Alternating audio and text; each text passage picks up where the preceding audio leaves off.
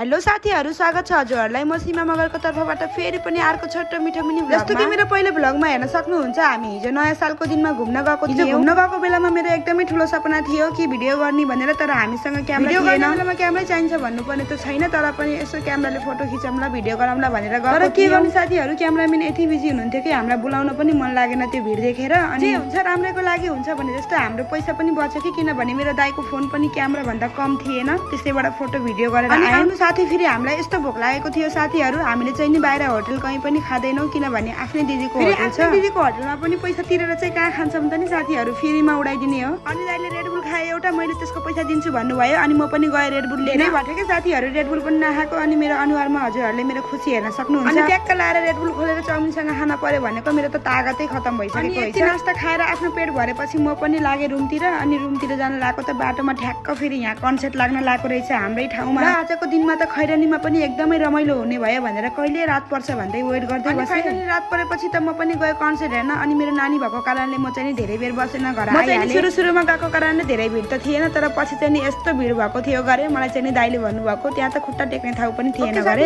Thank you so much मेरो यहाँसम्म video हेरिदिनु भएकोमा। अनि हजुरहरुले मेरो कहाँ कहाँबाट भिडियो हेर्दै हुनुहुन्छ मलाई कमेन्टमा बताउन नबिर्सिनु होला। By by.